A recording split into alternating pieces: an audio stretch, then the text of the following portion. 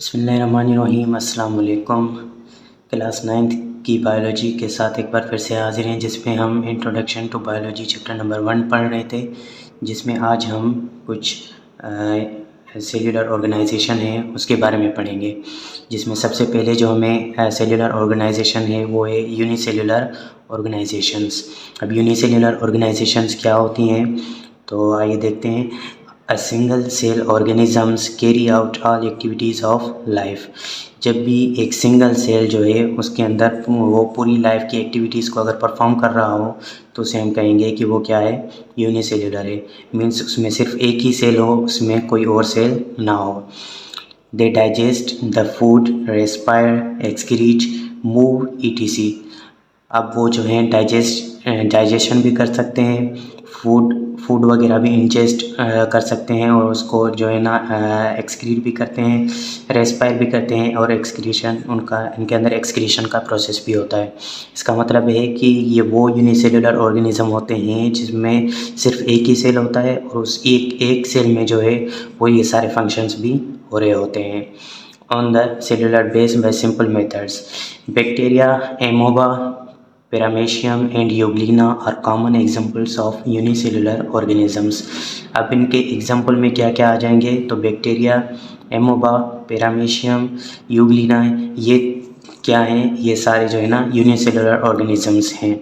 तो unicellular organism simply क्या हैं, ऐसे ऑर्गेनिज्म जिसके पास सिर्फ एक ही सेल हो, एक से ज़्यादा सेल ना हो तो उसे हम कहते हैं यूनिसेलुलर, और उसी एक सेल में जो है लाइफ की सारी एक्टिविटीज़ हो रही होती हैं।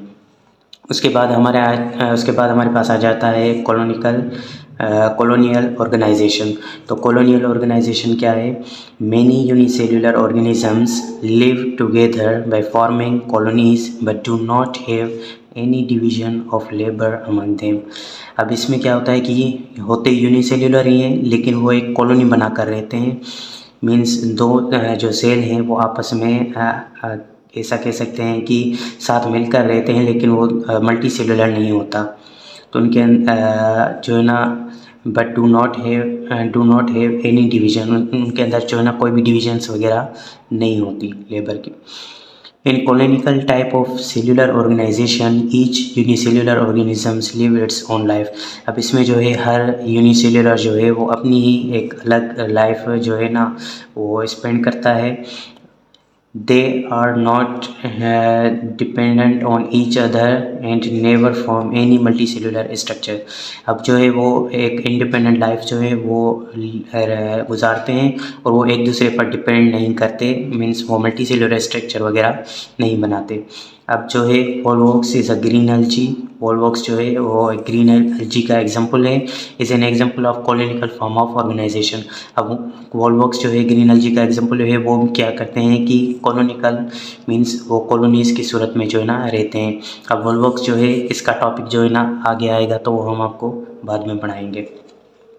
उसके बाद आपके पास आ जाता है मल्टी सेलुलर ऑर्गेनाइजेशन। अब मल्टी सेलुलर ऑर्गेनाइजेशन क्या है, the organisms formed by many cells is called as multicellular organisms. ऐसे ऑर्गेनिज्म जो एक से ज़्यादा सेल्स के मिलने के ज़रिए बने हों तो उसे हम कहते हैं multicellular organisation. Frog and mustard plant are examples of multicellular organisation. अब जो फ्रॉग हो गया या मस्टर्ड प्लांट, ये क्या हैं, मल्टी सेलुलर ऑर्गेनिजम्स के एग्जांपल हैं। मल्टी सेलुलर ऑर्गेनिज्म में आप ह्यूमन को भी एज ए एग्जांपल ले सकते हैं, या प्लांट्स वगैरह बहुत सारे हैं, इन सबको भी जो है ना हम मल्टी सेलुलर ऑर्गेनाइजेशन कहते हैं। तो सेलुलर ऑर्गेनाइजेशन में हमने 3 ऑर्गेनाइजेशन पढ़ी। सबसे पहले यूनिसेलुलर ऑर्गेनाइजेशन, जिसमें जो है ऑर्गेनिज्म सिर्फ एक ही सेल का बना हुआ होता है। उसके बाद आ जाते हैं कॉलोनिकल ऑर्गेनाइजेशन।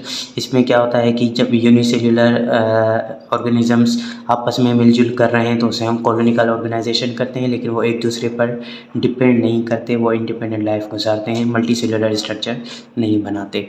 उसके बाद आ जाता है मल्टी सेलुलर ऑर्गेनाइजेशन, जिसमें कोई भी ऑर्गेनिज्म एक से ज़्यादा सेल का बना हुआ हो तो उसे हम मल्टी सेलुलर ऑर्गेनाइजेशन कहते हैं। तो आज का टॉपिक हमारा यहीं पर एंड होता है। मिलेंगे आपसे नेक्स्ट लेक्चर में, तब तक दीजिए इजाज़त। अल्लाह हाफिज़।